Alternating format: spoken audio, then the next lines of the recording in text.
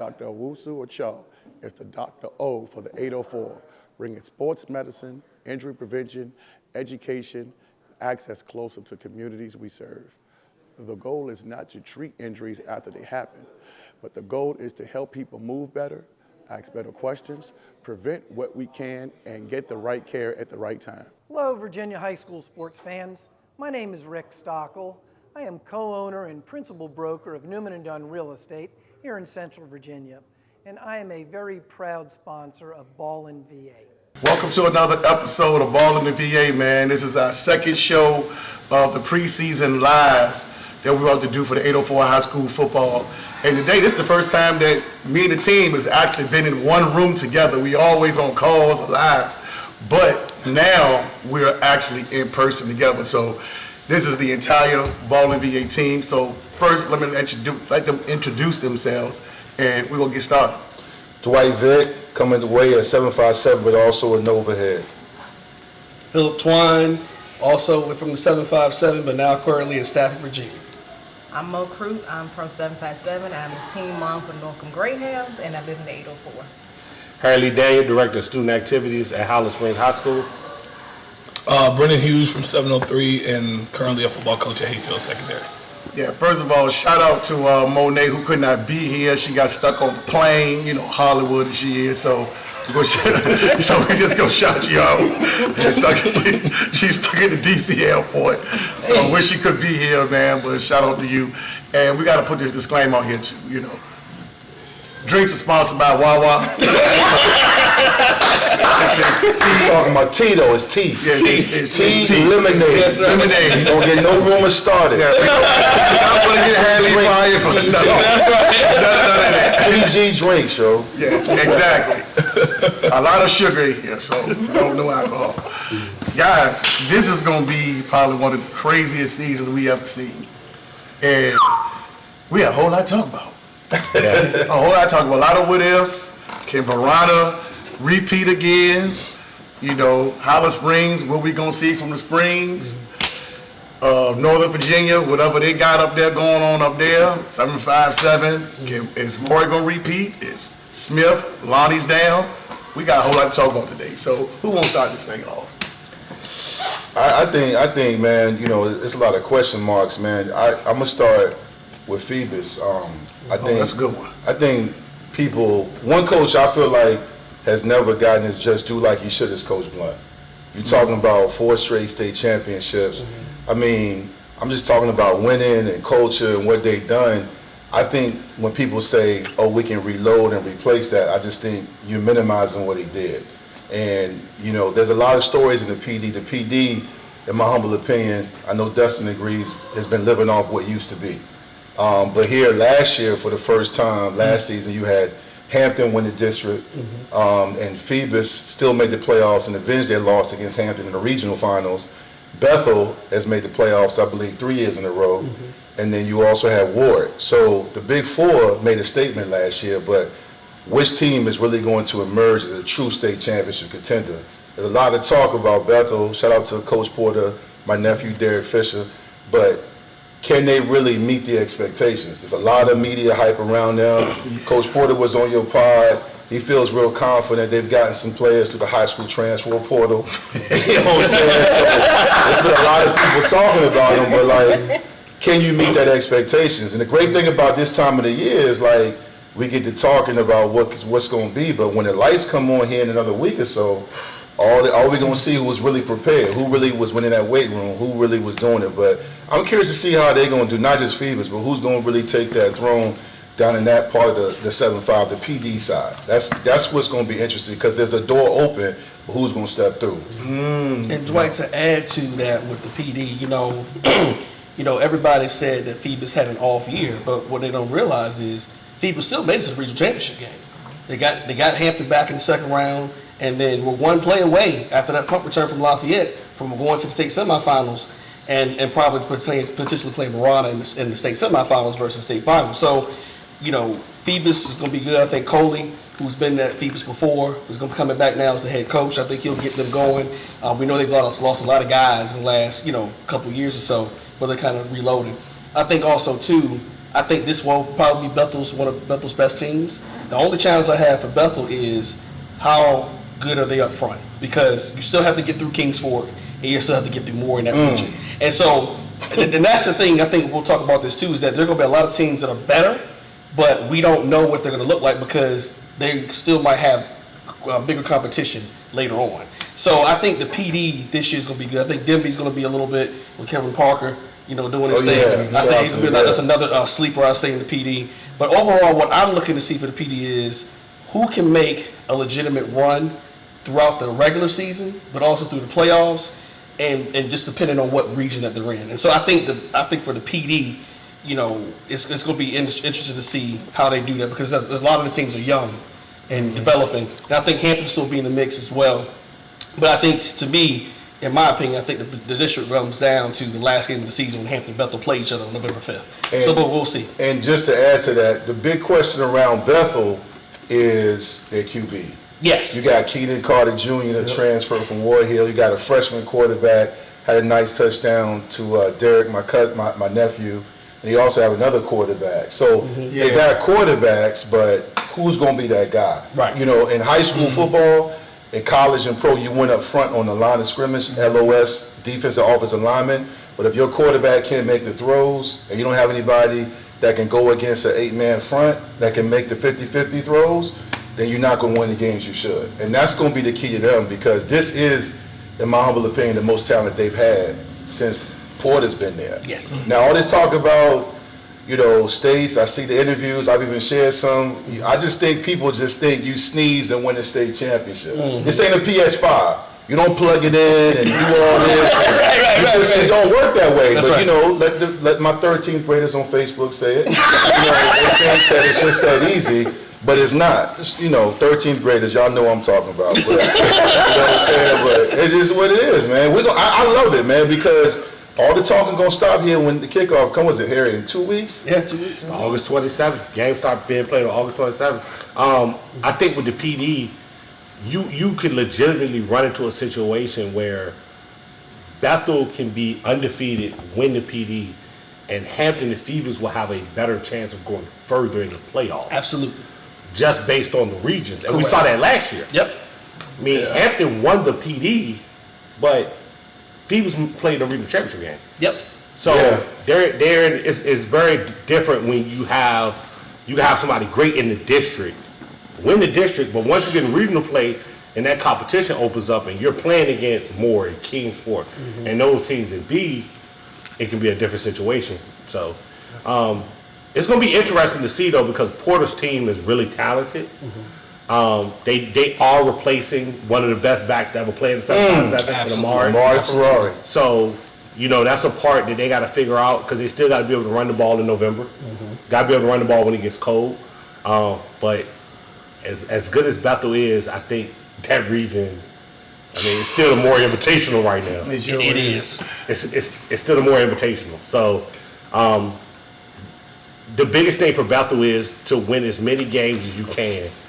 If you get to that point, that game's in Darling.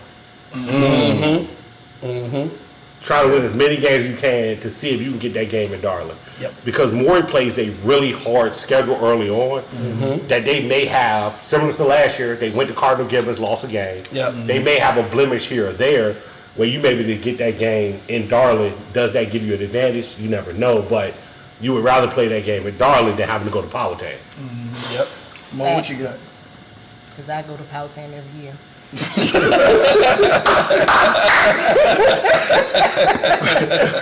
Every other year, actually. But yeah, Powhatan's tough. You just gotta go and play.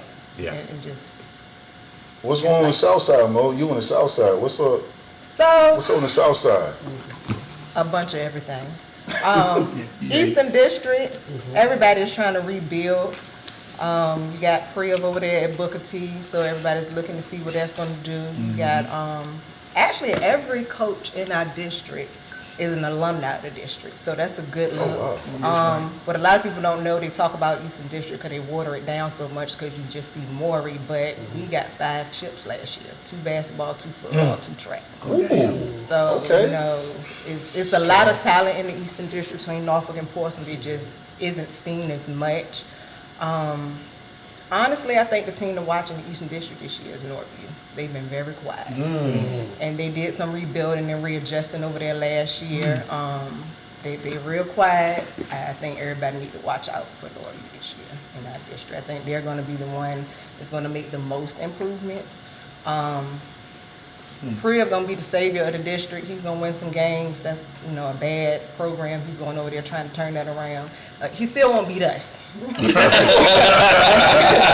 that clear. That's my guy. You won't be throwing.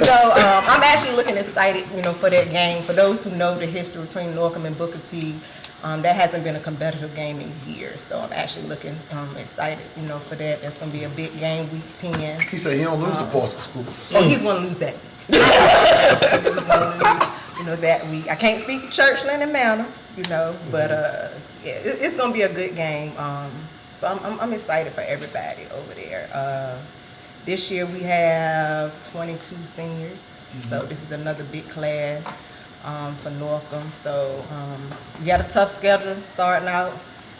Just tell them like I told them last year, just weather the storm. We get past those 3, we be all right. We be all right. It's a lot of reclasses getting ready to come next year, so I'm excited for that. Some people getting moved out the way, so I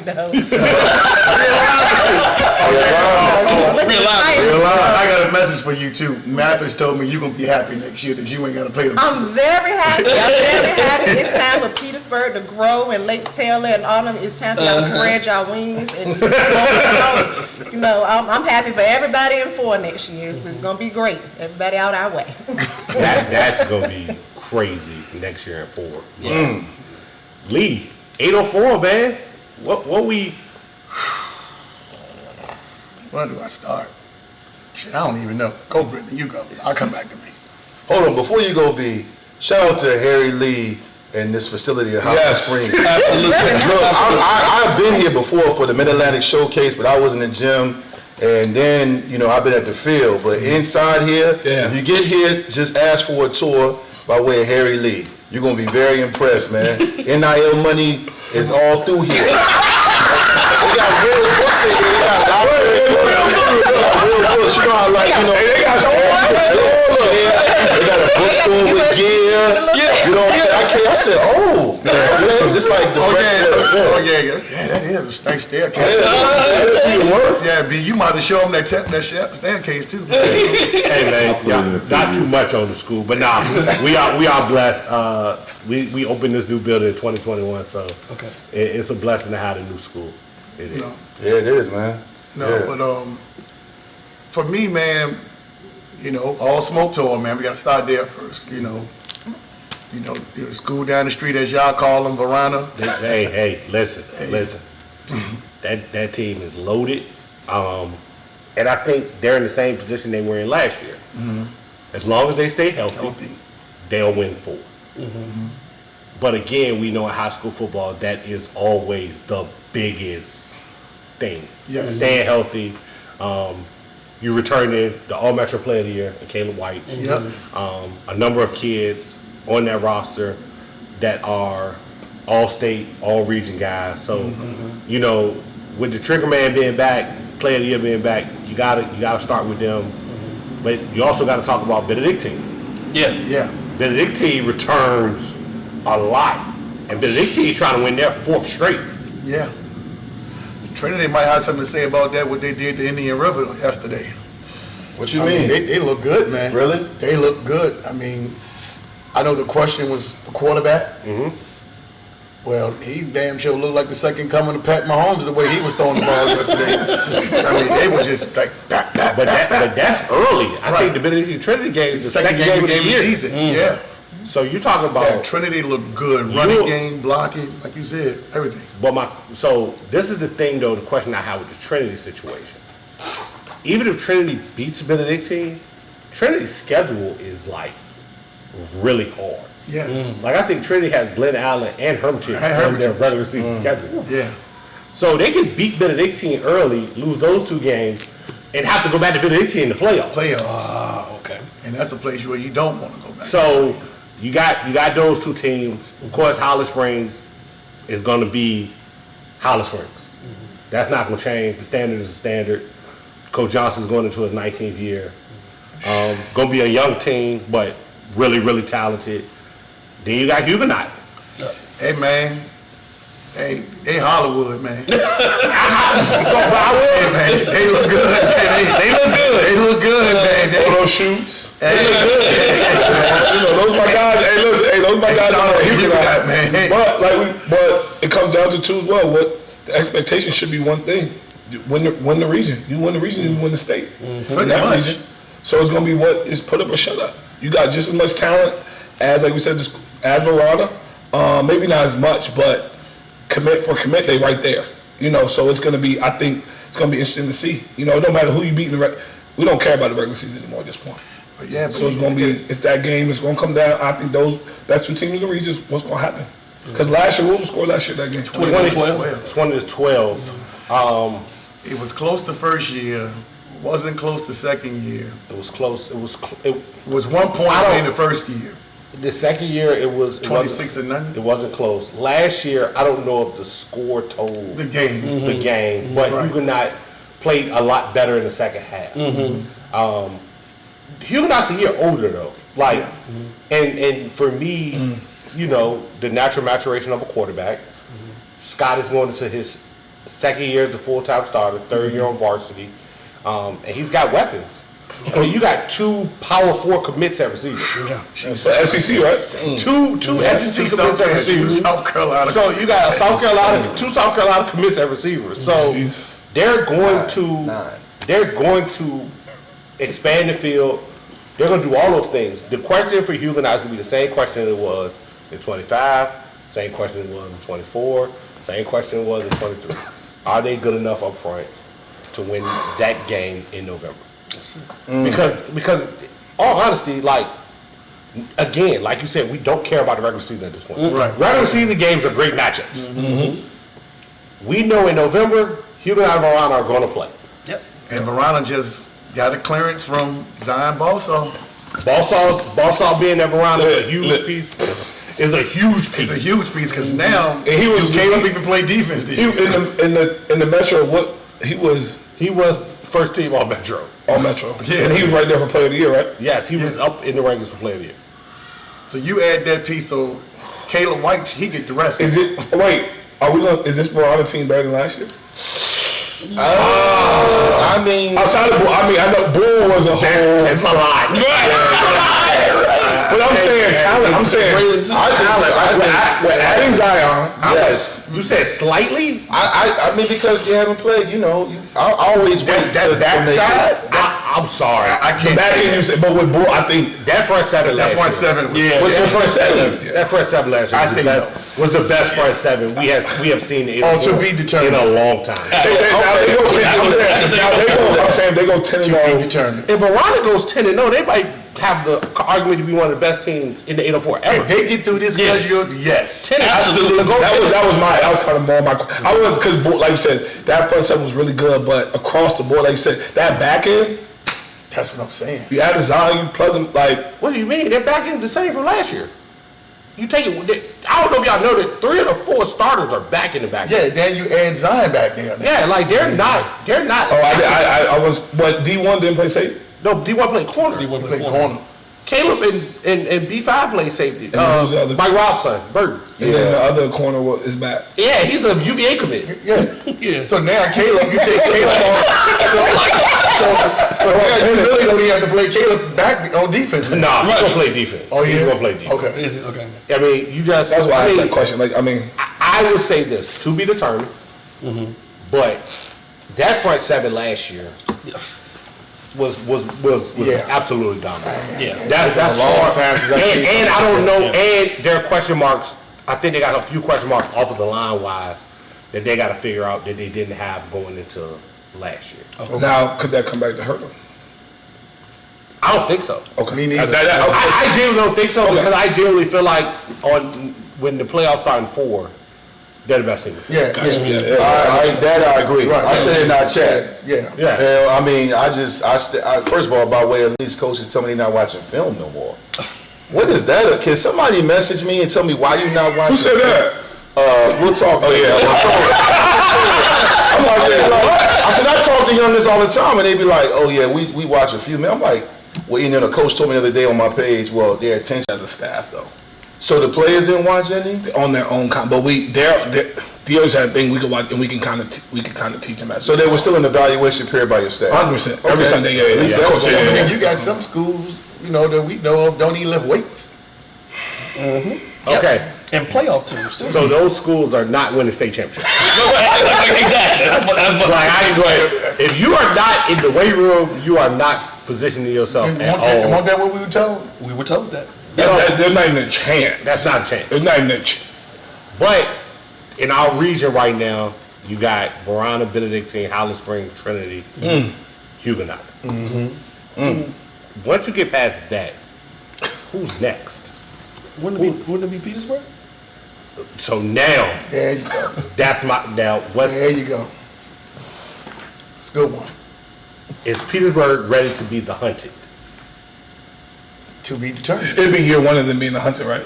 But last year we can all be honest. Caught us all off guard. Off guard. Right. Nobody- Everybody. Yes, yes. Nobody saw that coming. And to your point, At all. we didn't see Lake Taylor coming either. And they both end up playing each other in the regional championship, which could happen again this year. Two teams you didn't see coming. Right, absolutely. But The this year before last, Wow. the year before that, Lake Taylor didn't make playoffs. That's at all. correct. They were 3-7. Wow. That's And right. then they won the state And then they won the state championship. championship. They were 3-7 the year before. Yeah. but they also got Winning hate. state. They It's got crazy. also got hate. Yeah, Right. right. Four-time state champion. Yeah, yeah, Last year- yeah. Right. last year- They also got hate. Last A great coach. Shout out to Hank Sakes. Yeah. Yeah, I think to be the hunt, I think your mindset. I think as coaches and I think it's going to take them a year to be adjusted to being the hunted. You know what I mean? I mean, y'all can disagree, but I think it takes a whole. Can they win the Central District though? Let's see. Hopewell, Thomasdale, Thomasdale, I forgot to Matorka, Meadowbrook. Meadowbrook. I mean, you talking Prince about George. Prince George. Are they? Are we missing anybody? Not in the Central You District. said Dinwiddie, right? Dinwiddie. Oh yeah, Dinwiddie. I think the season comes down to the Dinwiddie and Thomasdale games. They play Dinwiddie for their homecoming, and they got Dale like two. Wait, they going to two- Dinwiddie for Dinwiddie's homecoming? No, Dinwiddie comes to Dinwiddie Petersburg. come to Petersburg. Dinwiddie comes to Petersburg for Petersburg's homecoming. Now I think they travel right. Purposely did. Yes. Purposely made that the homecoming. And then I think they play Dale 2 to 3 weeks later. So it might come down to those two games for the regular That would season. have. But So then you got Matorka with the coaching change, with Yeah. Billy Rudd going over there. Shout out to Coach Rudd. Yeah, Meadowbrook's got a coaching Meadowbrook change. got a coaching change. I will say this. I hope nobody go. Prince George might not have the best team, but they might got the best player in that district. Yeah, And Lord, yeah, yeah. And I'm gonna tell They you, might got the best player. in that district. Yeah, he's a Yeah, senior. and if you Hey, said anything what won the Coach Hall 100 said at and the Georgetown. 200 yeah, in our region. So And ain't that boy from Union? Ain't that where he came from too? yeah, Curtis Allen was Prince George too. okay. Yeah, so Yeah. I think but I do think Prince George will be better this year in that district. But I do think that Petersburg has an opportunity to compete. It was a technicality with their ADM numbers. Right. Yeah. Yep. They have a program at Green Yeah, Run Green Run, that they're didn't pretty get good. counted. It got counted. So they We're was Imagine. Yeah. Can you imagine if that was? And gonna get to the Green Run like too, because I got a question about Green Run. We will. And Harry, we can answer that. to your other question, I think for Petersburg being all in now, the key to me is getting home field advantage. So I think the regular season for them is really, really important because we know the Petersburg faithful. We know what they did with the basketball team. You know the support there. If they can stay in Petersburg the whole playoffs leading up to the state championship, I think that gives them And a good that's advantage as well. Because you got to think That about it. They Petersburg said the community. crowd was so big that travel down there to Lake Lake Taylor. Taylor, yeah. They said they had more people down there. That's a community, right? Well, I seen it. And then for me, in talking to Mathis, and shout out to Coach Mathis, and I talked to him, and talking to Duvey, talking to Blackwell on the basketball team, all of them are pitching Locked in. I talked to Duvey yesterday. He said, "Man, I got to go into the football game. We got to help out, man. Everybody is all That's in. important too. Pittsburgh. That's important. It That's is. important. And Yeah. all the coaches are all in. So, That yeah. makes sense. I am definitely with Petersburg. I think that's the. Now I'll say this though. Hopefully Hopewell returns everybody. Yeah. I was about, They didn't lose anybody. I was about to say. Hopewell returns like 19 starters. And Hopewell's quarterback is probably going to Go ahead, I'm sorry. is probably the best player in the region in 2 years. He's a sophomore? Hopewell, he's a freshman. Hopewell's quarterback is going to be really good. Oh wow. We got breaking news.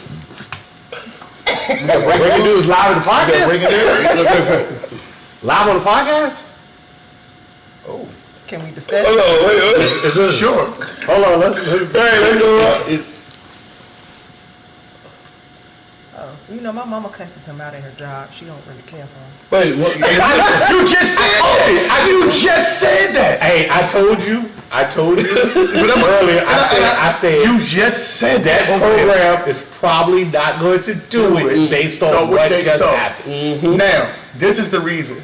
Because you guys are staying down here tonight. Right, that. I got that hotel for you guys so we can drive down there tomorrow. They were the second or the first? They were the first. They were the first one. See, I get to sleep in a little bit. Yeah. We can do breakfast. Yeah. Yeah, but I'm we can do breakfast. But that's what I'm saying. Like Breakfast, I So, time out, hold on. So, cooking. who did they play yesterday? Trinity. The quarterback for Trinity went 8 for 9 for 275 yards. Did I didn't tell you the stats. Did I just not say the second coming of Pat Mahomes? Did I just not say that? And I was down for 2 seconds. This is what Who I they playing? Just Okay, covers in. let's stop for a second. It was bad. In the scrimmage, you don't even do. He will tell you what the fans were In saying. the first scrimmage, you don't even do Hold on, that. what did the fans say when I was walking out the game? This is what the fans. fan said. It was at it. This, yeah, It was Trinity. The fan said, we're Indian. glad that this was just a scrimmage. The Indian the, River ca- people the were saying. cameraman said, this defense looks horrible. I mean, and again, it's their first scrimmage. First scrimmage too. Your test. Don't look at me like that. You shouldn't give up no. Hey, in the first scrimmage is normally basic stuff. You talking 269 in the air? It looked basic. How far did Indian River get last year? Yeah, I know. We played in the state semifinals. They was state semi, right? Yeah. But my question, but again, See what I'm saying? I'm gonna say this and it's probably gonna sound wild. I don't think it matters in that region. In the region they play in, it's them and Green Run. Yeah, that's true. Good That's point. true. You know what? Like it's them and Green Run. That's true. Let me not overreact. I'm sorry. Yeah, those numbers are crazy though. I'm not gonna lie. Yeah, the numbers are crazy. definitely true. But we also watched a game last year where they played down the river and both quarterbacks threw for 350 yards. Yep. Yeah. They sure did. So Yep. You okay? it's one of those things. Going back. That's crazy. Breaking news in the middle. That shit pissed me off, man. Sorry. Let's talk about that for a second though. Okay. Is Indian River a contender? Legitimately. Legitimate. Is there a legitimate contender in that region? Phil. In that region. In that region. Because Green, if we're being, how Green Run, how we spoke to them a couple weeks ago, that's what Green Run is telling us. Is they know they're saying state championship or bust, which some programs do say that, but at this point, I mean, I don't know. Here's what I'll say for both of those programs. Because we know how the cross bracket is working this year, and that one of those two programs have an opportunity to avoid Maury Holly Springs in the state semifinals, and we know Stonebridge still the favorite in that area. But if they can't get to the state championship this year, either one of those schools, I don't know when they're going to do it. Because I think, and we talked about this last year when they played against each other, they're mirror images of each other. The difference last year was Haru. That was it. Does Banks get Green Run over the top though this year?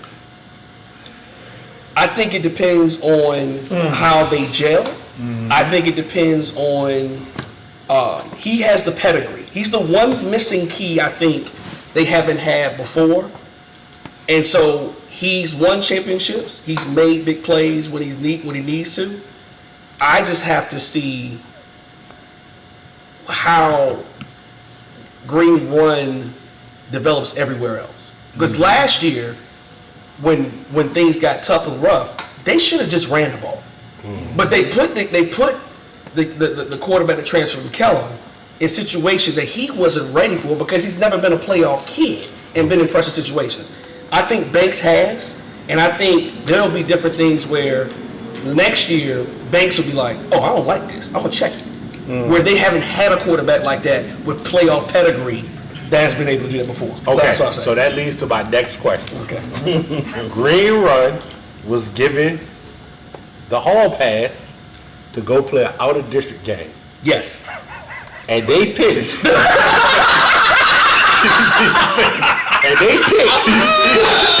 to go play the the 21st first-ranked team in the country in Huff, who we played last year. Right. On a Saturday at Huff. Yes. Does that game help or hurt Green Run? Help. It only gonna It help. definitely helps. Yeah. Helps. Only way it hurts you is you come out not healthy. Right. But you come out, you compete, right? It kind of get in, like you said, they get one out-of-district game. That's what they picked. I think it helps. I'm saying it helps, speaking coaching-wise. Like, there's no other game. I mean, great, you could have played the game in state. Schedules may have not worked out, but that's a game you're going to play. One, you get to play on the road. So let's say you got to go to Stonebridge. You get to travel, you know what I'm saying? So it kind of helps you in that, right? The only way it hurts you is if something happens and somebody, like we said, we want people to stay healthy and somebody goes down. That could be a season. And that's the only way I think it hurts you. Because Green Run doesn't get challenged to playoffs. No. It's just easy. Right. And the region, like we're saying, in the region, ain't nobody but them in Green. And they don't got to see Maury until, or Maury or Highland Springs until the state championship. So really, it's kind of the region and the Stonebridge. And let me also say too, Maury, Highland Springs, and Dio. I know he's at St. James, but he tried to get games at Freedom. We already know about the Hayfield fiasco. But when I look at championship pedigree and teams in both football and basketball, especially it's easier in basketball. When they play out of conference games that challenge them, it pays off later. Come on now. Like, I just feel like it's going to help them because when you go against teams, especially we haven't gotten to Northern Virginia region, but we will in a second. My criticism of the Northern Virginia teams, a lot of them, minus a few, is they don't challenge themselves.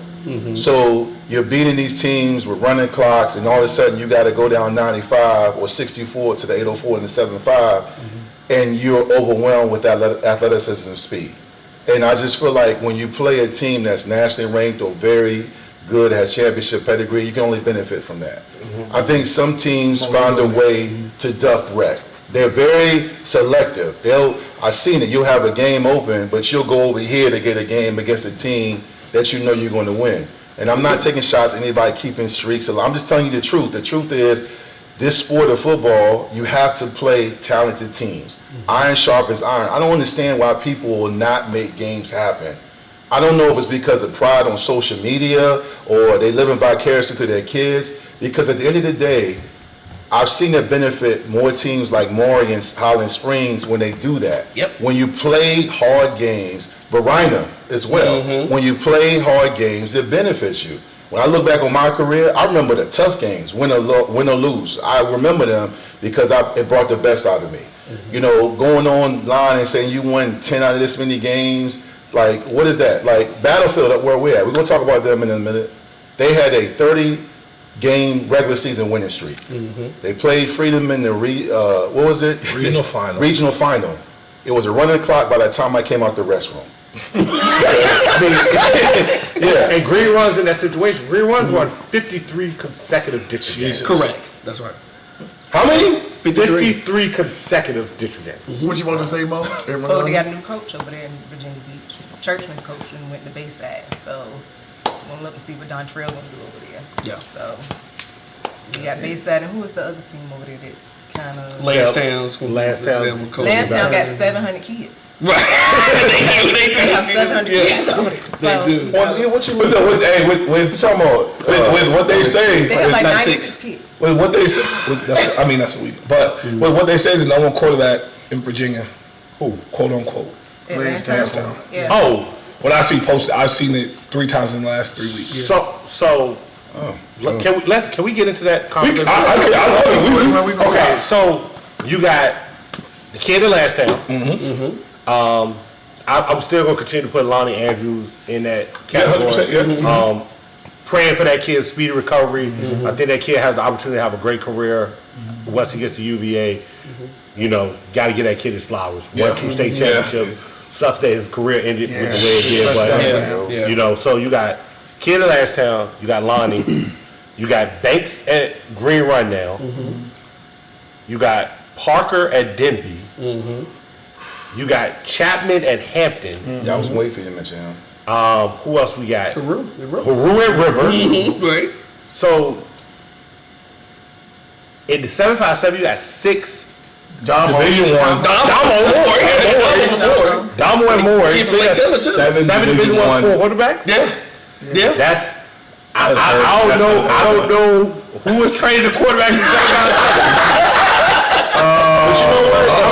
Somebody can get a raise. And like you said, Keenan, he could possibly be the next. Keenan at Yeah, that you point. You know what I'm saying? Like we He's said, got we don't know a how- Division One offer. The cat in Cage Fork ain't no slouch. No. But I will say this: it's been a while because I don't know who wrote the article, but being a 757 guy, and Lee talks about this, how some of us down there are living in the history, because it's been a while since we had that. Because for decades in the 90s and 2000s, you had that.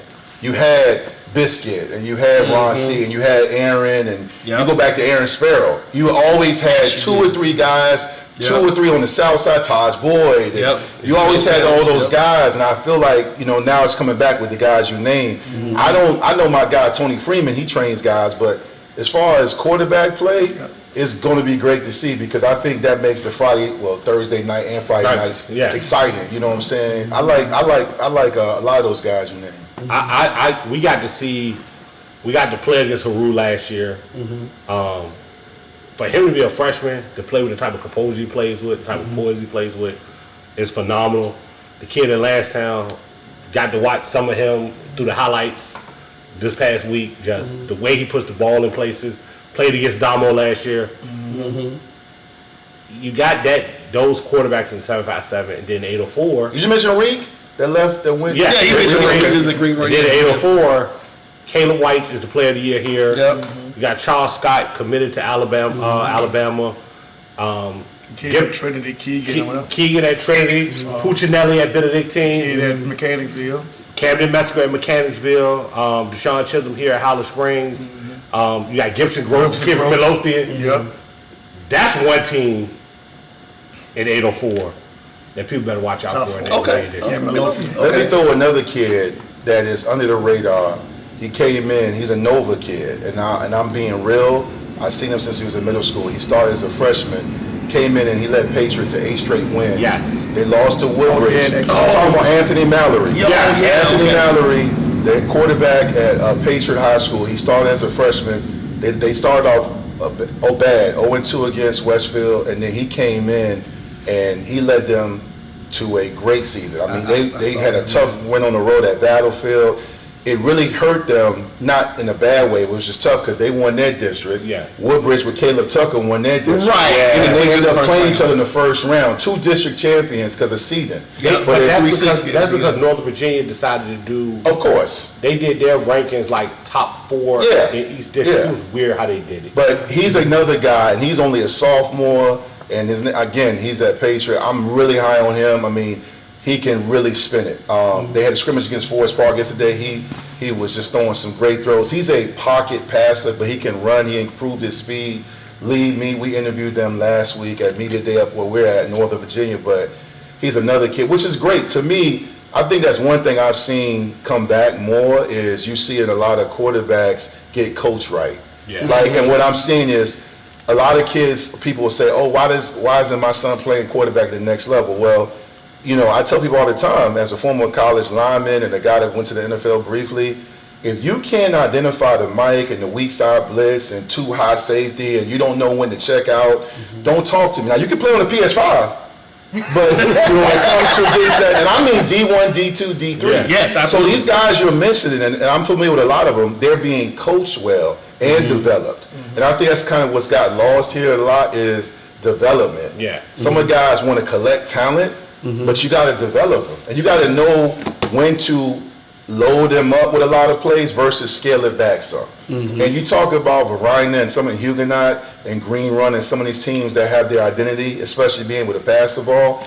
You said this on our Tuesday Night Live last year. In the playoffs, you got to be able to adjust and run the ball. Absolutely. And I think, because you know it's going to be some games, you in the warm cold, you doing like this, and you got to be able to, you know, check down and hand it off. And I think that's where you see the coaching I talked about, the adjustments. But these quarterbacks you mentioned, man, it's going to be fun to watch. I'm a VA guy till I die. And I hope all these guys go off to do great things, man. I love when we. I'm excited to see the quarterbacks in the state.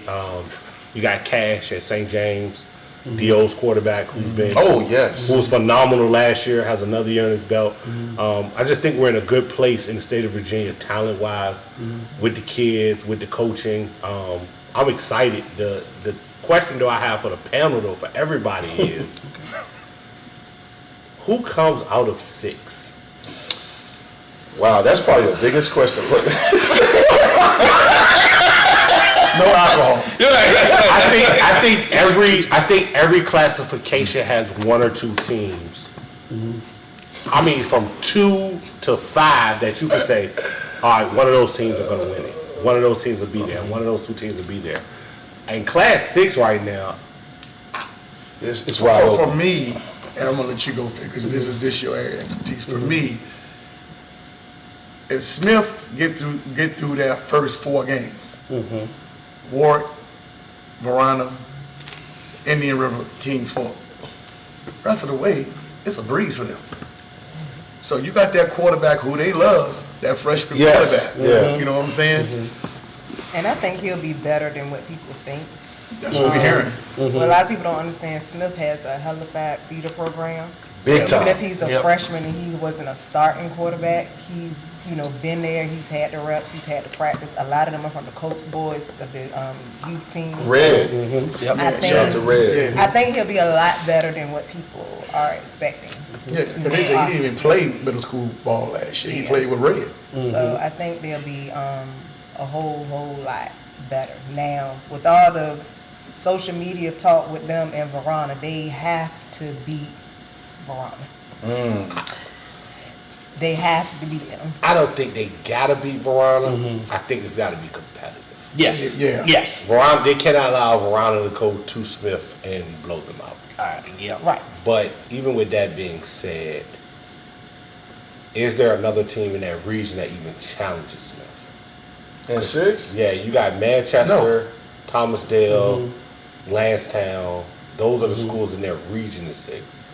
So fundamentally, you still picking Smith to come out of that region. Yeah, because we talked to Harold of it. You go ahead. And I think to answer your question is that people don't understand Smith has gone through this before. Phil Sims started as a freshman halfway through the season when his freshman year and still went to the regional championship game. Sean Mitchell went to 3 state championship games and then state semifinals as started as a freshman in 13. Sean Mitchell is now the quarterback coach. So he and Lonnie is still helping out too. So those 2 guys alone can help this kid in his development because they've been in his shoes. You know what I'm saying? And so it's like, look, this is what I had to learn doing the exact same thing that you've done. And he's only 13, but I think Smith's coaching staff is going to have to show what they do too. And the thing that people are missing with Smith is all their running backs are back. I was going to say, when you going to bring that up? I was saying all the running backs are back, and they have a third running back who was dominant in their past scrimmage, who they think can compete for compete for carries too. Line and D-line are back. Now they did lose Lincoln Holiday to IMG. They lost Lennox to LSA, but they still go 8-9 deep at D-line. So I think Smith, and you know this too, we talked about running the ball, they go to that jumbo package. Yeah. And I don't care who you got. Most teams don't have depth on offensive and defensive line. Most of those kids play both ways. And they'll just come and just say, like, if the kid like struggling as a quarterback or whatever, we'll just run the ball. And we'll just have a 3-back rotation. Come and stop us. Well, so go ahead. I think knowing the Smith pedigree, seeing them for years, the first 4 game stretch for that kid is great because he's not going to see anything like that the rest of the year. And then at that point, you get out of the region, you're in the state semifinals, going back to Dwight's thing. Who in 6? Battlefield's talented, but they always fall up short. Woodbridge will probably be in the mix. Madison is what it is. You know what I'm saying? So we don't. I got a team. I ain't mean to interrupt, but Yeah, go ahead, do it. because it's a team you and I and B is familiar with is Colonial Forge. Oh, that's it. Yeah, Forge. Colonial Forge is in 6, and Oscar Smith has, like Martin said when he was talking to Tommy Davis, you have been a thorn in my side, right? Yep, that's right. But Colonial Forge always gets there, and there goes Oscar Smith waiting for them. But I feel like Lee said at the media day, I feel like if there's an opportunity for a team up where we're at, me, you, and Brennan is a Colonial Forge. They have a chance because they do pass the eye test, but they also have won 30 games in 3 years. And they got a great support system. They got a great coaching staff. Their district is competitive because they play teams like Riverbend. Yep. I called that game last year. That was a great win for Riverbend, and they went undefeated until they got into the playoffs. But I just feel like when you are pushed to the limit and you've been close, it makes you hungrier. I don't think they will be afraid of Oscar Smith because they played him in the playoffs in the past. I'm curious to see what some of the other teams. I was high on Woodbridge last year. I was high on Woodbridge.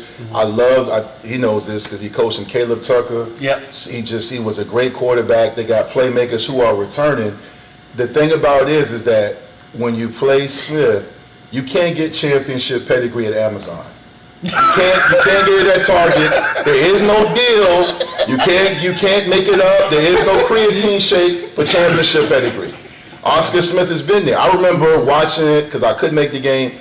Madison a few years had them on the ropes. Absolutely. And I'm like, oh my, Madison is about to win it. And they've been close going back to the 90s when they lost to Ronald Curry and them. They've always been knocking on that door. And they granted to Freedom. Yep. And Freedom just was a juggernaut.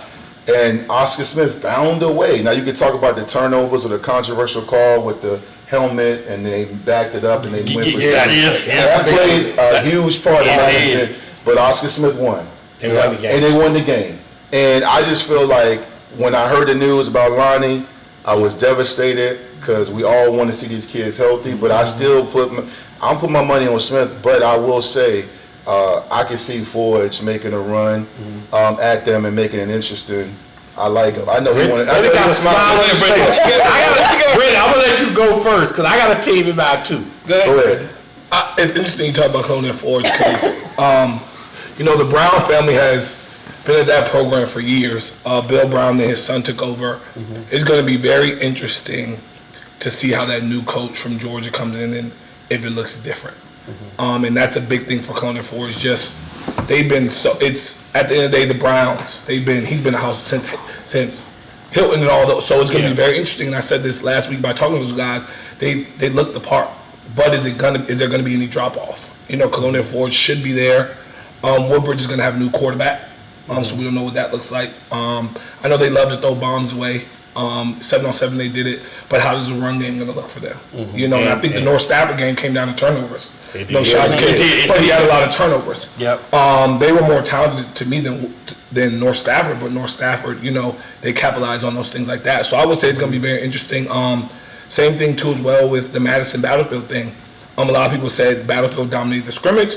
I'm interested to see if Battlefield can take the next step with the 4-star linebacker going to Miami, with the quarterback being healthy. Can Battlefield finally say, okay, we're going to take the next step, or will it be Patriot that gets over the hump? So that region right there has 2 or 3 teams that can compete for it. But like we said, it's still going to be Oscar Smith Invitational right now until somebody beats them. But I'm very interested to see if Battlefield can finally, year 2026, if they can finally. I mean, they've had a lot of D1 and D2 guys go to the next level. Wesley Williams went to Duke. He's in the league now. Cole Woodson, Pittsburgh. They just, his brother's at Virginia Tech. His brother's now at Alabama. He transferred to Alabama. Yeah, he's transferred to Alabama. Okay. But you can't keep going 10-0 or 10-1 and losing in the first round. We got this. Go ahead and say what you're going to say. Battlefield is the green run of North Virginia. That's what they are. No, you ain't listening. What to me, you can't keep saying you're the great and you can't even get to a state championship. Green runs in the same boat. Hey, do y'all know what Green Run's record is over like the last 30 Oh, go years? ahead. You got 53 and 5, right? 62-5. Oh, 62-5. With no state championship. With no state championship appearances. No state championship. BallinVA went though, right? In 20. They lost. BallinVA went in 20, and they lost In 2010. In 20, yeah, they won in 20. They I thought the year they beat. No, they did. The year they beat state semifinals because they They played lost to Smith Smith. in state semifinals. That's right, right. yeah. The state championship. No, Semifinals. no, because they beat them. They played. Yeah, Smith beat them in state semifinals. That was 20 what? 21. 21. That was when Justin was So, making. again, you can't keep winning the regular season with all of that talent. They're putting Division I talent every Green run. single year, Green 5 to 6, 7 Division I kids, and there's no state championship. Okay, Dr. Phil. Yeah. I'm gonna ask you this. Okay. Why is that? Because my theory is, at least Woodbridge scrimmaged Highland Springs a few weeks ago. Why are they not? Because to me, they have a ton of D1 talent every year. They do. Cole Wilson was a track star, ran a 40s at Yes, Pittsburgh. yep. Why are they coming up short? Virginia Beach is stupid. Not Virginia Beach. Not Virginia Beach. But you can add that. But what we're saying is valid. It's a scheduling thing. Okay. Green One will not see a team with that as much talent the rest of the season. So the question is, how do you coach that game up, and how do you play? How competitive are you? If it was me, I'm talking to the Huff coaches. Hey, what did you see with us while you were preparing for us, and what do we need to get better for the regular season and the playoffs? So I'm not only playing the game, I'm getting feedback from that team because I'm not seeing them anymore. That's all I'm saying, bro. Like, I remember when I went to Virginia Tech as a redshirt. I'm gonna borrow your phone for a second. Right. The freshman reported first, right? I went there feeling good. I come in first team all state. I'm like, yo, I'm about to play. Until Hank Coleman, Cornell Brown, and the veterans reported. Right. Hank Coleman, and shout out to my guy, George With, right? They come in, I saw them, we practiced one time. That night I got on the dorm phone, called my dad, said I'm about to take a strong red shirt because I got humbled. I'm taking a strong red shirt. I'm talking about with the cord hand, the cord with the hand. This is the ninth draw. Because at that moment, life came at you fast, pause. Yeah. And basically, it humbled me real quick because to your point, there's levels to this. And until you get out your comfort zone, until you challenge yourself, you're going to get fool's gold. So that's why I asked you. I was putting you on the spot. But can I ask another question? Is it scheduling or is it coaching? When are we going to start? Well, you have all talent. Is it the coaching staff? Nah, I think some of it's scheduling. Hello? With Battlefield. I think in Battlefield. But also too, is it coaching too? Because are you saying that Battlefield's coaches are better than everybody in North Virginia? Because they beat. They're not beating everybody in North Virginia. They're beating winning the teams season. on that side. They're beating everybody on their side. That's and it. Battlefield has legitimately been a state regional finalist team. So we're talking about. And they lose to the teams around the corner the last 2-3 years. And they've lost in the first and second round too. The last two. So I'm with They all. lost in the first round last year, didn't they? No, it was 2 years ago. It was a couple years ago. No, they lost in the first round last year. Yeah, they did. Because they lost to. It was second round because they lost to North Stafford. No, No, they didn't. Oh, it was a win. They did lose North Stafford. They lost to North Stafford. Because North Stafford lost them, and then they came back and beat them. Right. It was So second round. I mean, I'm not saying that, but also that's another point too, coach. You're coming up short. So you got Battlefield. Because I will say right, and I'll say give Coach Council Madison that team. So that was gonna be my point. Coach Counts. Shout out to Those are gonna be pissed. Those are my guys over there at Madison. I'm just saying he's done it. He's been a state semifinalist or finalist in the last 5 years. 5 years. Yeah. Yep. With one Division I kid. I think Dominic Nicey was the only. He went to Coastal Carolina. So I'm just. That's a great point. I don't know. I mean, you guys. I don't know. I mean, I could be. Battlefield don't hate me, but listen, I'm just saying that's another. No, man, look, we doing this is too late. That was gonna lead me to ask you about where do you see South County this year? Oh, that's. There we go. Who? I beg your pardon? South County went to the regional semifinals last year with a very. That's true. Mm-hmm. And they beat Lake Braddock.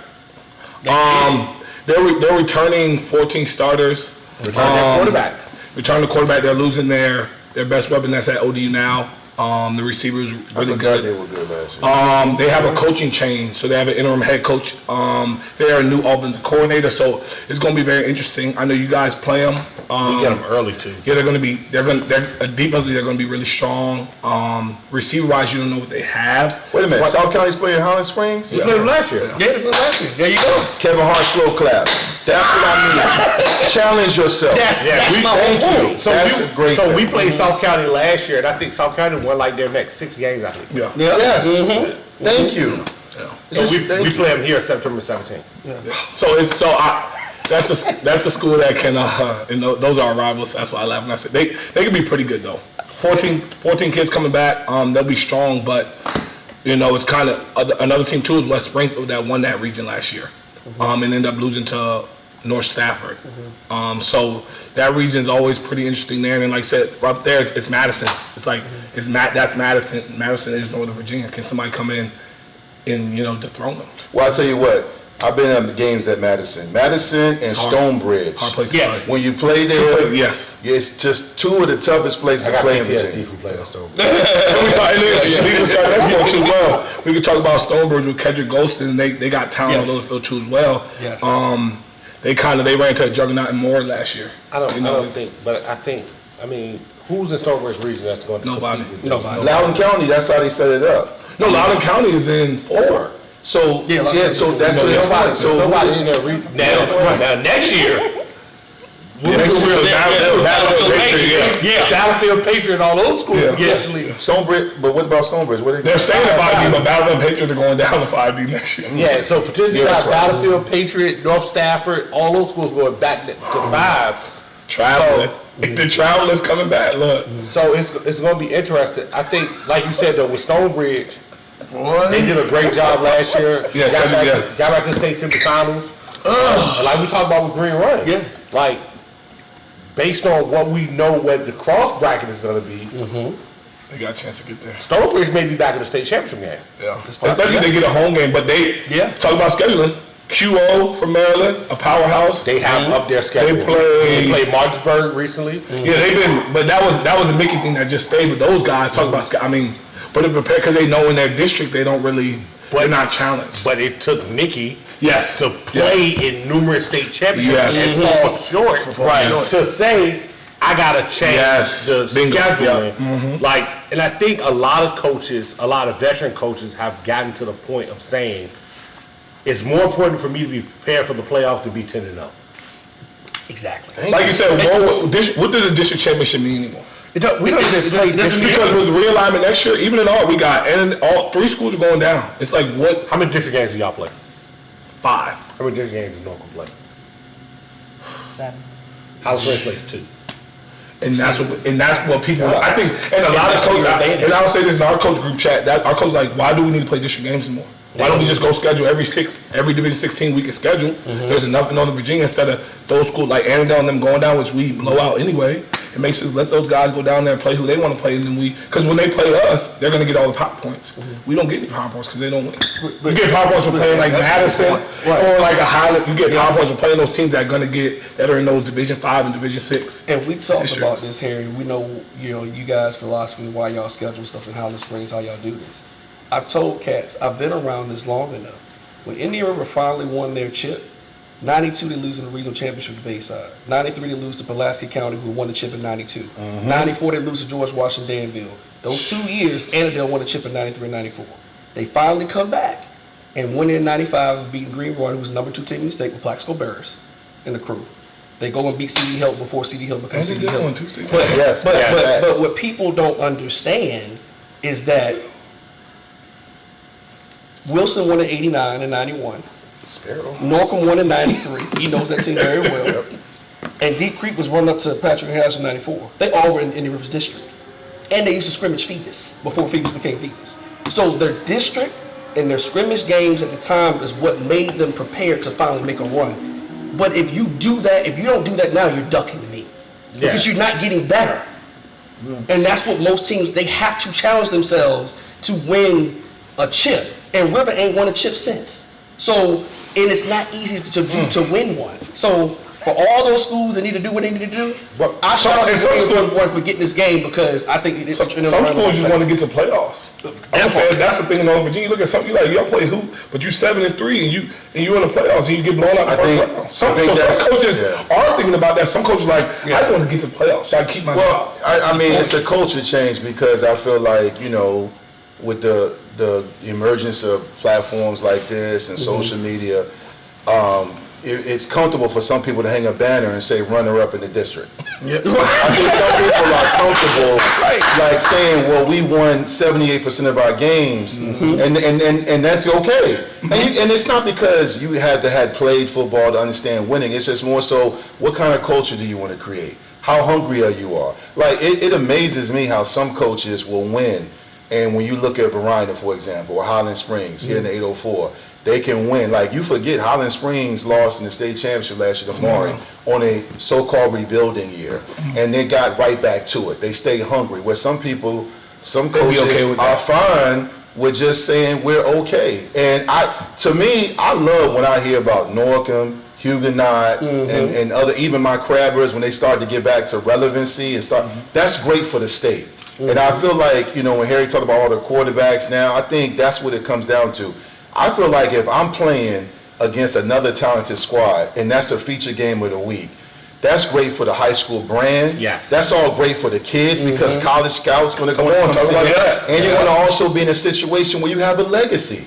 You win or lose if you say, hey, man, I remember that one game we played them, it was 9,000 people there. Absolutely. I put on for the city, and we balled. But if you're just comfortable, being around the concessions and, seeing Margaret at the corner store, and, just losing and win, then you good there. Congratulations. You just been irrelevant. And I can't live with that. I don't play anymore. The thing for me with just coming from last year is I think we're getting back to having more parity in the state. No doubt, yeah. More teams are getting better. You still have some programs that probably need to do more. Scheduling wise, but you can't really fault some of the limitations that scheduling have. Right. Like, I'm pretty sure Huguenot would play anybody. They would. But in their district, they're strapped to 9 games. Right. Jesus. Like, you got a district that allows you to play one out of district game. Unless you get like an agreement and everybody's got to agree on it. And they ain't gonna do it in the Dominion. So it's rare. So this year, we're playing Huguenot and LC Bird. We play both teams in the regular season, which is different, but I just feel like right now in the state, we have a lot of parity, which is great. But answer this question, how does Bird get 2 out-of-conference games and Huguenot don't? Because do they count the Thomasdale, even though Thomasdale in the Central District, do they just automatically just kind of give them that game? It's an automatic give. Okay. So that Thomasdale, LC Bird is an automatic give because of the battle check. Okay. I know we about to wrap up, but I do want to ask you this question, man. Being in your position with all the realignment coming down, one thing I talked to my guy yesterday, and he was talking about he's over at Centerville, and he was like, Vic, our numbers are going down. And I talked to a lot of coaches, not just in Nova, but in the 7-5. It seems like some programs, not just because of winning, they're able to retain and keep the community invested, but then across the state, there's some of these schools are struggling with numbers. And is it just because kids are not as interested in playing? I mean, I think what's going on? I think it's a little bit. This is what I will say. Across the state, you have to build your culture of your program from the ground up. Yep. And they ain't willing to do that. And I think Lauren has done an amazing job of that over his tenure of prioritizing our junior varsity program. And when we had too many junior varsity kids, we had a freshman team. So we could keep as many kids in the program. I mean, he's been here 19 years, so I feel like I can give this away now. We don't cut kids. We don't cut a house rent. You don't need them. If a kid comes out, does all the things they're required to do to be a part of the team, we'll give them an opportunity to play on Thursday and Friday night. Unless he's disrespectful. Unless it's disrespectful. You disrespectful, you gotta go. Right. So, but we went through a transition. Last year, we probably had our lowest numbers we've had in the program in a while. We went through a transition in our program. Some changes took place. But this year, we got over 50 kids on both rosters.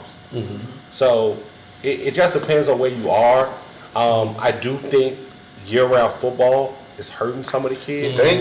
Kevin Hart spoke that. Thank you. I think year-round football is hurting some of the kids Yeah. because what we are seeing at the high school level is the amount of injuries that kids are getting is increasing like crazy. And shout out to Dr. O too. Yeah, Dr. O is saving lives. Yeah. But the amount of injuries you're seeing from just Through the roof. and there's a lot of soft tissue injuries, just wear and tear injuries because the kids aren't getting the opportunity To recover. rest. But some of that goes into the amount of training that takes place. That's it. Yep. These trainers are You talk about you got kids that are playing year round and then training on their day off. stealing money. Like I'm not gonna say stealing money, I'm gonna but say He gonna say it. stealing money. so Shout out to Doovie Maxwell. I think some of that stuff is one culturally what you have in your culture, but some of it is how much you value junior varsity football. Yes. Ooh, great point. Yes. Because some programs, I will say this, the fact that some programs in 757 are like losing kids and not having junior varsity football comes from the fact that I don't think it's valued as much down there as it is throughout the state. Sad, bro. And it's not really a knock. It's not really a knock on 757, but they're playing freshmen and sophomores on varsity or putting freshman kids on varsity a lot sooner than other programs, and it hurts the development of some of those kids because if you're a ninth grader and you're a varsity, but you're the third string corner, how does that help you? If you're a 10th grader on varsity, but you're the third string middle linebacker, You should be playing JV. You should be playing JV. What do we do? Like, just because you may look this part, you might not be physically or mentally developed to play on Friday nights. Can we address the other elephant in the room? And that is Is player development. Oh, Most of them don't know how to develop players. Matter of fact, I know When you get a new I kid, know for never a mind. fact certain teams in the 757 are letting other teams develop their kids and then poaching them. So the reality of it is that's why your JV numbers might be down, because do they really know how to develop the talent? Now I'll give Oscar Smith as an example. Varsity dominant. JV's been undefeated the last 2 to 3 years. The middle school program has been undefeated the last 3 years. Haru was actually the Smith Middle School quarterback before he went to River. yes. So the reality of it is they are winning at every level, and that's not even including the Colt boys. Yeah. So when you are that dominant in with that type of time frame, and then Oscar Smith also, and I know this for a fact because I was in that area, they pull from 3 middle schools. So they're getting all of Oscar Smith Middle School, they're getting Crestwood, and they're also getting Greenbrier. So when you combine all of that together and all that winning culture says, oh, too, this is what you have. Yeah. So when Coach Scott came over there from Ocean Lakes, he played all those kids in the playoffs multiple times. He's like, oh, I get to go walk into this. There you go. So I just think, again, just like you said to the point with the JV, I think it's middle school as well. Yeah. And I think a lot of these teams, they're getting talent, but they're not developing all the way through. So it's easy for me to get a transfer recruit. But can I get somebody from 8th grade, 7th grade, and do the same thing? Well, that you're talking about, that's a big issue because that's also in college too, because of the portal. So it's Right. more, it's if I can get a more seasoned player to come in and play right away, I'd rather do that than offer a high school kid. But development is something I've been crying about because I'm a former offensive and defensive lineman, and the offensive line play I see now, I'm like, what y'all using self-help books? Guys can't pick up. Yeah, That's what I'm talking about. I'm telling you, if you look at O-line play in high school, I'm sorry, it is not what it should be. Because some guys do not know how to coach O-line. I've heard guys, when I'm going to games, I've heard, block the man in front of you. What? You got if they do a stun, a zone blitz, or again, like that's what I'm saying. Like you got to teach these guys how to identify the Mike, the Sam, and the Will. That's right. You got to understand, like if we got outside protection, it brings them off the edge. I tell the center we fanning it, meaning that's what we use. We go outside. Also, if I got a guy come in the gap, the most important man is inside out. You block down first. You know what I'm saying? You said fan it, and somebody's gonna watch this and ask, what is that? That means fan. That's a great question. Fan is basically like a fan. We block out. we all go out here because they got an outside blitz coming. The tackle gets the outside linebacker. I pick up the end. We all bump a man down. Yes, we bump a man down. But again, how many guys are doing? I mean, we talk about quarterback play. I've said this many times going back to before we all became crew. A lot of people always look at the sexy positions, the receivers, the running backs, and the quarterbacks. But I'm telling you, look at all the state championships. You got to be able to block and attack the quarterback and set the tone at the line of scrimmage. Absolutely. But to Philip's point, development starts in camp. You cannot shortchange development. And I'm not just talking about hitting the sled because the camera's out there, because Wavy TV 10's there. Hit the sled. No. I mean, like, really hit the, like, block. Like, you know what I'm saying? Because y'all know when the cameras is there. Sean Robinson is he behind me? Is he behind me? Okay, we can go to the sled. Right. The kids like, the sled, we ain't been over there all summer. You know what I'm saying? Yeah, a lot of people, man, is development. You make a good point, but then it goes to my point, and this is why I love what I do, because what do you coach in high school football for? That is not for development. Facebook That's right. Post. Because like we said, and we're going, and listen, See how many likes they get on that story. and I'm a younger coach, but back in the day, it wasn't a transfer. It was those guys. How do you develop from freshman? Yep. To then maybe go JV, but are you ready for JV or varsity? Most ninth graders played they all play, unless you were a super talented guy, you played with the freshman guys. Now it's, you either don't have a freshman or, like you said, you're putting that guy's a third string on varsity and doing this all year. It had not got a snap unless you're up 40-0 in a meaningless game. It's sitting there, and then now he may leave your program because he didn't get to play all year, and then he's forgotten about. Instead of play JV and then dress with us on Fridays. Like, it's nothing better than reps. You don't get better without playing. Say it. Repping better without playing. And I think that's a really good point. Are you coaching to get a new guy every year? Or are you coaching to actually develop guys? That's a great question. What is your why? And a lot of coaches can't, or are you doing it to make a documentary? Because everybody and their mom has a documentary now. Oh, wow. All the bad programs are making documentaries. Everybody got documentary coming out this season. Why? Man, we seeing people with Like, because social media has been the way is now the new way to communicate. And so what do you do at the end of the documentary when you got your ass whipped all season? Go to commercial. I'm just saying. I mean, I can see if that week might just be behind the scenes. that might Highland Springs, I can even see with Phoebus with a new coach. Okay, they do a documentary with, new coach. We did a documentary I see. 8 years ago. Why? I mean, not you, I'm just saying, but all these other teams, why are you doing? Inclusion is a hell of a drug. For what? That part. Because you feel like you're missing out on something when you don't do it. I love my coach, I love my school, I love my, my team. We don't need no fucking documentary. We don't. we just don't. Northam does not need a documentary. If Hawk came to me and said we're gonna do a documentary, I'm gonna say for what? For what? He might want to display the behind the scenes of the program. Of what? We're still trending, trying to get there. What have we done? Why do we need a documentary this season? Because they did one 8 years ago. Then Daryl, that Freedom by 4 thing was 8 years ago, by this time, how many rings had you had? That was the fourth one. Okay. We had worked up the documentary stage. we had worked up the people who wanted to see it. That's right. There you go. We don't need no documentary.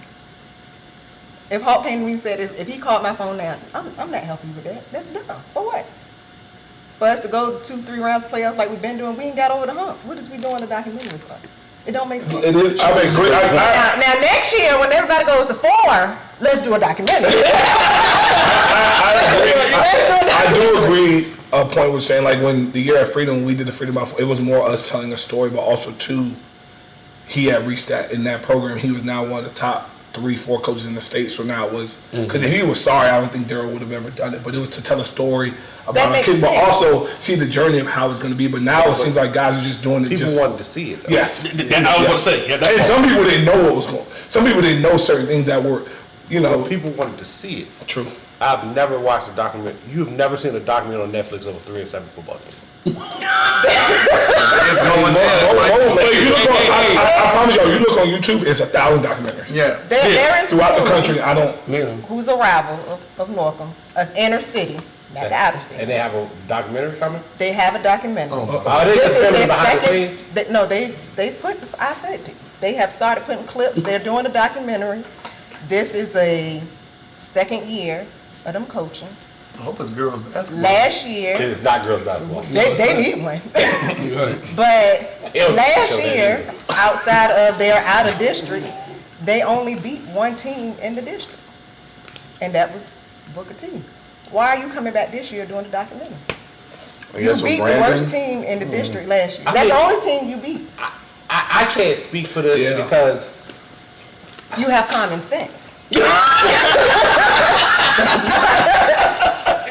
That is why. Yes. That is why. And another thing, y'all was talking about JVs and, building things up. One of the issues with Portsmouth JV, I can say, is our zoning. So Churchland is the only school that has like a feeder program. But with Churchland, Churchland kind of gets the short end of the stick because with the new zoning, your child can go to school downtown by Norcom. They go to middle school, they go to Churchland. When it's time for them to go to high school, you're zoned to go to Norcom. So Churchland sometimes develop guys in their JV program and then they lose them because they're zoned to go to Norcom. because middle school kids can play JV in Portsmouth, 8th grade. Right. And in Hampton. But that's You know, some of those 8th graders can't neighborhoods. play JV in Henrico County. I know, Some of those and now that neighborhoods, we had the it, yeah. zoning is crazy. Like this is my 5th year at Norcom. Up until last year, Lake Taylor didn't have a JV. Damn. Lake Taylor just got a JV team now. They may have had one a couple of years before, but last year was the first year Lake Taylor had a JV team. Granby just not got a real. JV team 2 years ago. No, I didn't. Booker T, since I've been there, hasn't had a JV team. So zoning and all that stuff is, zoning in Norfolk and Portsmouth is funny. So that Yeah, really it does is. affect the JV. And another thing outside of coaching is, you have to have a good coaching staff, but you also have to have a good AD. If the AD and the coach, if the AD and the coaching staff, or if it's friction, it causes a lot of issues. And it hinders the coaches from being as great as they could be when you got an AD that's not on your side. You got to fight with the administration, Right. and that's a whole nother thing. That's a whole. That's a whole nother. That's why y'all left. Y'all have to be on the same. Well, he left first. page. But that's the thing, It y'all just have to came be- out. I apologize for that statement. And He was going. these coaches have to actually understand play what the role of the out of AD it. is supposed Thank to you. do. That part. Because I see a lot of head coaches, this ain't right with the school, this ain't right with the program, it's the AD fault. But some of that stuff comes from the city. If the city gives you direction to do X, Y, Z, the AD has to do that. Like, you have to follow those rules. Like, That's a good point. That's a great we're under construction with a new stadium and it hasn't started. They told our AD that we have to go to another school to practice, but y'all ain't started on the stadium. So why y'all get ready to bus kids 5 minutes away for practice to the stadium that's right here that you just cut the grass and put white lines on? Why they can't practice there?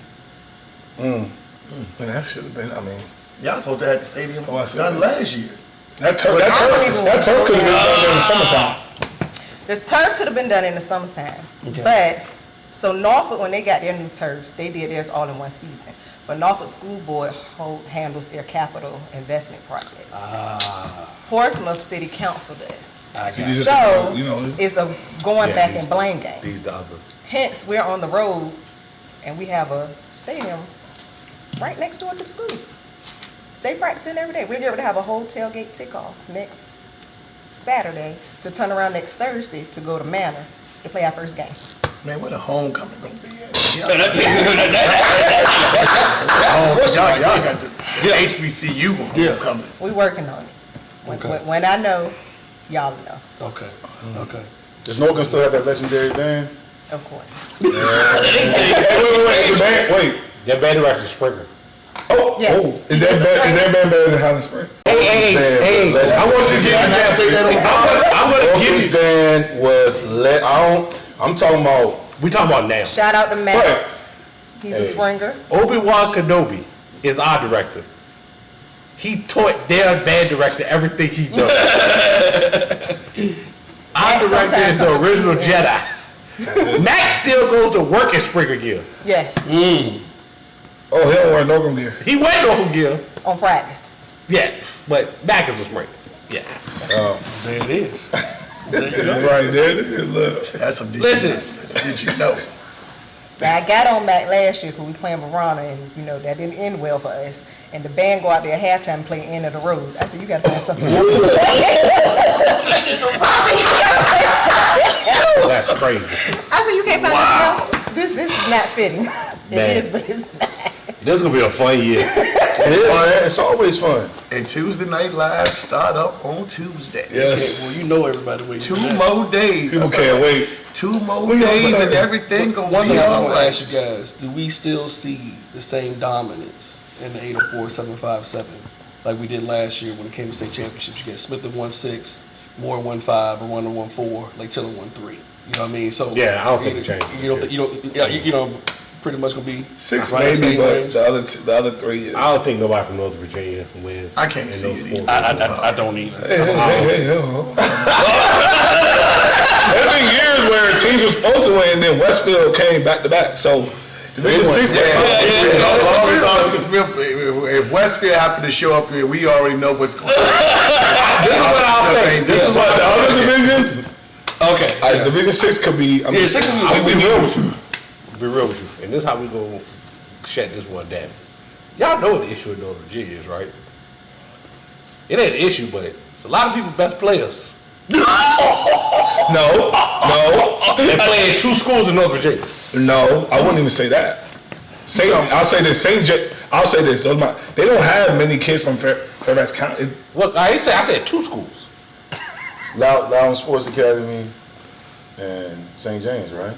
We got to look at On rosters top and of see what who- the WCAC Yeah. already been taking. Yeah. No, that's true too. And St. Francis. You talking about Westfield? And- Westfield went from having the #1 receiver on the East Coast on their roster to him not being there. Where you now? LSA.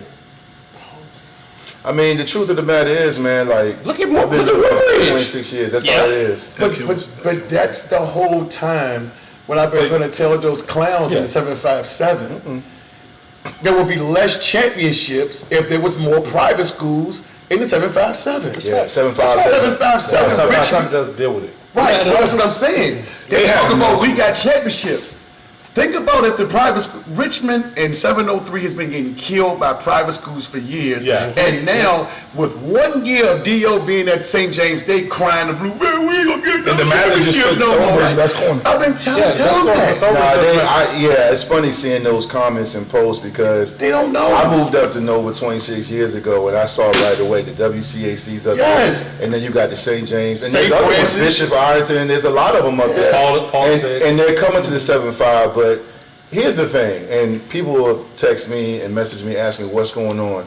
I think evolution never stops. If you are at a public school, you have to continue to create your culture. One thing Lauren told me, I'm sure he doesn't mind me sharing this, Lauren Johnson, he wants to create a national brand. I know he's 20-something years in, but I think that comes with scheduling, marketing. You talk about the right to have a documentary, also putting kids at the next level. These kids, even though some of these kids and parents are entitled, some are educated on what they need, and they know what's best for their brand.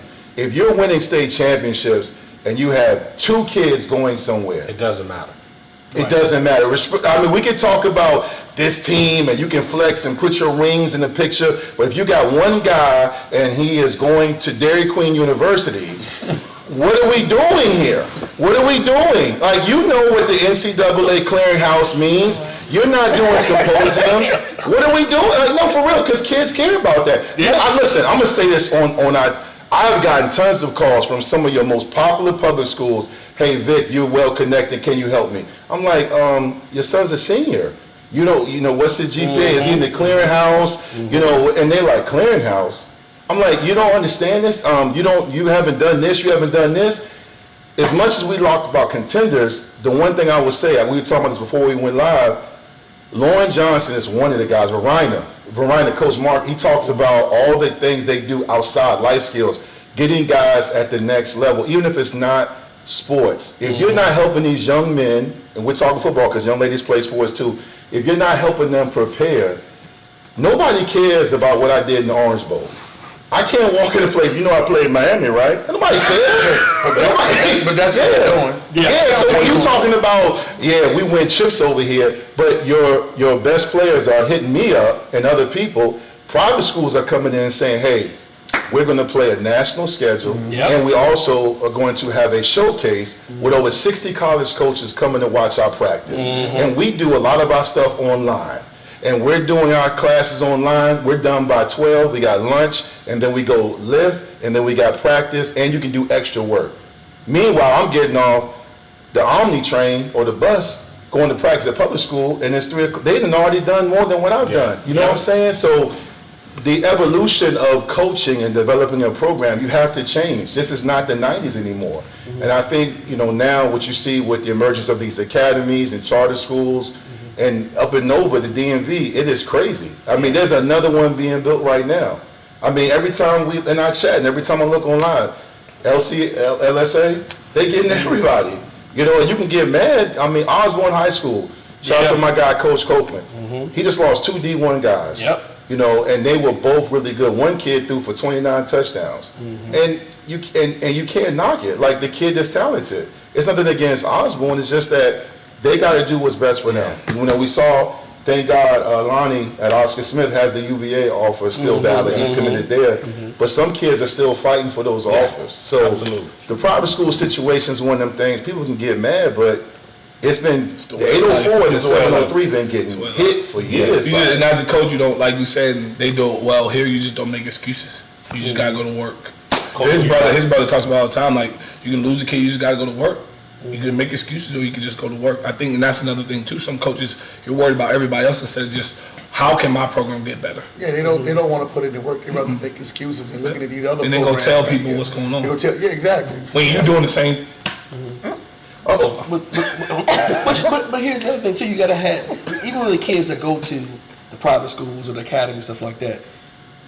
You're talking about kids that have, parents have to move into that area if they're not in that area already. Then, when the kid finally recognizes what they're actually gonna have to do when they get there, some of them are coming back. We don't talk about that. Yeah, Do you really want to go there? No. We might need to say that one. We gonna save. I agree. We're gonna save that, but that's the thing. Letting you guys know. That's why you get involved in VA. Those are things and stories that we know that you don't know. And that's the stuff that does not get recorded. I tried to tell you, it's a lot of stuff that we got. So stop lying and sit up here and talk about what you ain't doing, because we got receipts. Believe that. Don't make us call you out. It's I like calling people out. It's gonna be fun watching high school football this year, though. Yes. I can't wait. All I can say is the live rated R is coming. Hey, let me say this too. Hey, not just with our live, we get the support there, man, but for the people in the community, we talked about Petersburg and Kettle Run and P-Town and Norcom. They get great culture and fan support, man. For my people back in Hampton and Newport News and even up in Nova, I know we got NFHS and some of these people live stream, but go to games. Yes, like man. if you can't go to, man, the crowd. That's what's killing. Trust me, I'm from Hampton during the golden era. Played in front of 9,000, 10,000, 8,000 like it was nothing. I look at Darling now, and it looked like a Girl Scout meet. There's 8 people there. I can hear conversations, and I'm just like, man, what happened to the crowd? Going live, man. With the film. It's just go to games, man. I'm just saying, like, I know it's raining sometimes, it's cold, but these kids deserve our support, man. Zero. I know you don't. Yeah, you all over. I don't miss a game. Yeah. I ain't missed a game in 5 years. I don't miss a game. I ain't never got to go back. I've seen Mo go to a Usher concert, to a Mary J concert, come back, go to Norcom, order the kids stuff, drive to Petersburg, come back, then go to work overnight to come back. Like, why the hell did you do all of that? I don't miss a game. No, you don't. I think that's a big thing too. A lot that's taken away from it. When everybody will go to game, parents will go. I mean, shut down the channel. That's what I'm saying. But that's what I was saying with Harry. They played Henrico last year, and the game was packed. I see Midlow and Huguenot. The game was packed, and I'm like, you go to Hampton. And like I said, that one, you came to the Riverdale game, right? Oh, the Riverdale game. The Riverdale game. We turned around. It was people. That the line was, bro. That's how it's supposed to be. We got like, and no craziness happened. The issue with Hampton and Newport News, especially Hampton, we got to play on Thursday nights. So if the Hampton Bethel game ends up like what it could be, or even when Hampton played Warwick last year for the district title, it's on a Thursday night. Yep. And you compete with the NFL. You know, Thursday's one of them nights you got to get home if you got a family. You know, and it's just hard, especially if you have more than one child. And then we got the sugar thugs that keep fighting. All y'all sugar thugs, stop fighting. You need a hug. Y'all fighting. You Porter talked about on his podcast. You know, they fight, man. You know, what are y'all fighting about? You know what I'm saying? Flashing fake money. You know, it's just too much sugar thug going on, man. Like, if y'all go take that away from Darwin, because no, for real, it's funny. It's a major problem in Hampton. Like I did a live on it, man, and I said we got to do something, man, because the police, we can't have games on Friday nights because they have to cover the issues in the city. So you have marquee matchups on Thursday nights. That's terrible. And that is Saturday morning, right? Yeah. Hampton Feed was on Saturday morning when rec games going on. Right. You played at 12. You compete with ODU, Norfolk State. Hampton. College football on TV. Newport. Yep. So that bring it up because that does impact attendance. It does. And for me, it makes you not want to play those teams, knowing you got to play Darla on a Thursday, and we don't play on Saturdays. Like we only play on Saturday during the regional championship. I felt like Young and Verona always played on. Was it Saturday? Was that one year they played? So we tried our best not to play on Saturday. Now the Verona Hollis Spring game has kind of got shifted. We're playing on Friday this year due to the fact that Halloween's the next day. Oh right, yeah. So I don't know if we playing on Halloween. No, you ain't be. But like other than that though, like my coach has two sons that play Division Power 4 football. Like, oh yeah. Like my head coach got to go be a dad. Yeah, he does. And my defensive coordinator's son is at Randolph-Macon now. Like my coach is my JV head coach. His daughter is a cheerleader at the rec field, and my offensive line coach, his daughter is his son plays at the rec field. I know we're about to sign off, but I'm glad you brought that up. I just want to say this, man. Please, VHSL, can we please across the state pay these coaches that are investing their own time and money more money? This stipend stuff, I know it's an issue I've been adamant about. They're father figures, they're preachers, there's mentors, they're therapists. They do a lot of stuff and they don't get paid anything. And I know in places like Texas and other places they get more money, but the salaries need to change. You say that in Prince William County and up, they're not making what Fairfax County is making. No, I know. Our assistants making we make. Not talk about, but 6,500 is what assistants make in Fairfax. They're not touching that down this way. I know. You know Think about that. Not even close. I'm not trying to speak on them, but I know because I coach in Stafford County, it's not even close. And then Arlington County makes more. His head coaches in this area that don't make 65.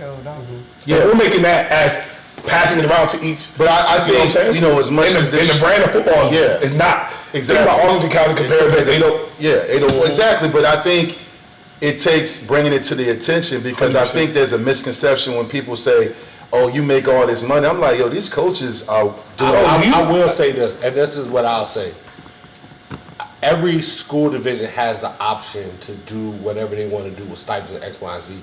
I think our school division in Rickham County is trying their best to increase stipends, but I don't think it'll ever be enough to pay what a coach. It'll never be in like Georgia. Yeah, it'll never. I tell you that we were going for. I had missed today, but I also too. It's like, what are you doing?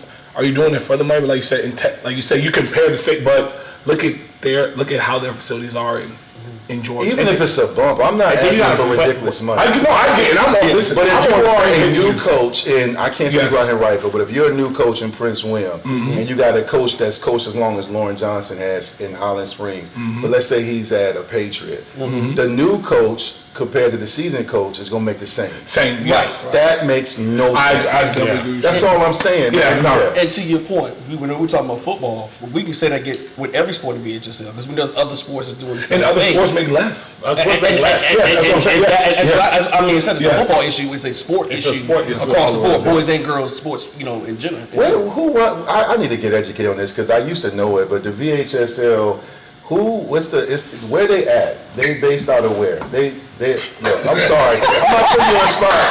It's just, you hear that acronym, you hear, and you're like, okay, and these rules come out of nowhere and realignment, but we can't, I want to know. I'm not saying I'm going to pull up. I'm just saying, I got just a went, couple of emails. I had to email. I had some Okay. emails last year. yeah, I'm going to start getting my people the VHSL is email. stationed in Charlottesville. Okay. Ty Gafford is the executive director of the VHSL. Who is that? Ty who? Ty Gafford. I got his email. Carrie, it's a whole bunch of people. It's great, but I will say this: it's really good people that work for the VHSL. I will say that there are some things in the VHSL handbook that were written at a time that does not fit the modern day of what we Like before integration? Like, that's how you get You know how you try to like ease into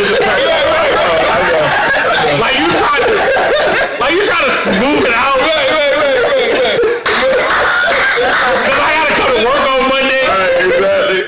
That's what we call in the VA. You see, I sit here, I ain't saying a word.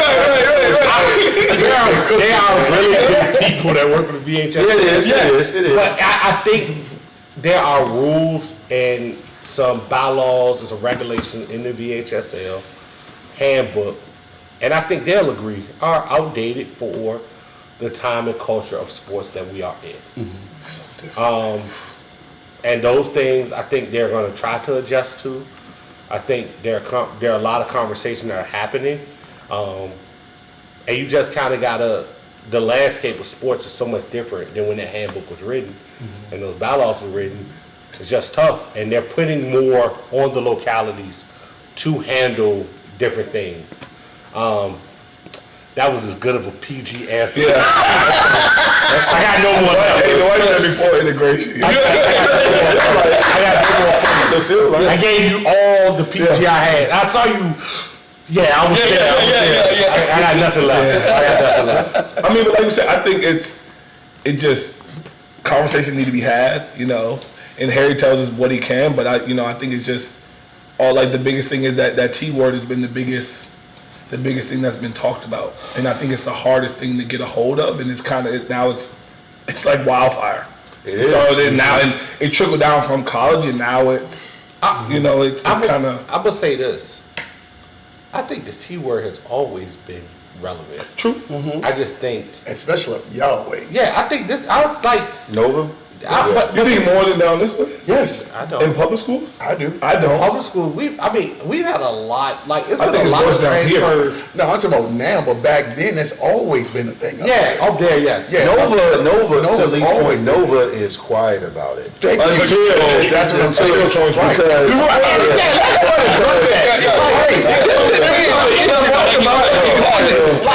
Transfers were going on forever. Absolutely. Taj Boyd is from across the water, and he ended up at feet. And again, shout out to Taj Boyd. I'm just saying, this is one of those Donald things. Curry ain't from here. I wasn't saying like that. I wasn't saying like it didn't happen. I was just saying up until 2024. But them guys. No. I think what he's talking about is, No. yeah. They made it a documentary. They had a documentary.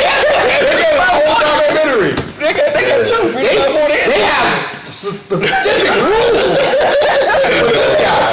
Like when the Miami Hurricanes changed the game, they made the Miami Hurricane rules. Like they still they had the sportsmanship video. I don't want to have a hurricane. I don't think there's ever been a team banned 2 years before in VHSL history. I will say though, to defend them a little bit, Fairfax County really, really targeted them, but I just wish they were consistent because there were some teams that would, to B's point, that were really getting transfers all along. Yeah. You know what I'm saying? Not only that, and what about the money? Where my boy Nate at? We ain't seen Nate kiss a trophy in 2 years. Here you go. Paying $8,000 for a player. We ain't forgot about that too. You know what? We ain't seen that. And then got put back in the playoffs. Yeah. You know what I'm saying? Yeah. We ain't seen Nate. Nate used to do inspiration videos on TikTok. We ain't seen Nate since. Nate, where you at? We looking for you. Don't tell me you down there at Virginia Tech with your daughter. No, we know you hiding out. Just you probably hiding with that kettle, that dude that coach is missing. We ain't seen that. We ain't seen that. Nate, where you at? We ain't seen you, boy. Oh my God. Where you at, Nate? You post me all the time, right? 8 G's. Got suspended and then put it back in the playoffs on a low, act like anybody know the one. We seen that. We seen that. We seen that. Where is the key to the lockup? We seen that. Oh, you ain't slick. We seen that. Do we wrap We with seen, yes. Venmo receipts. Venmo. Please do the outro. We out. Yeah. Okay. I do need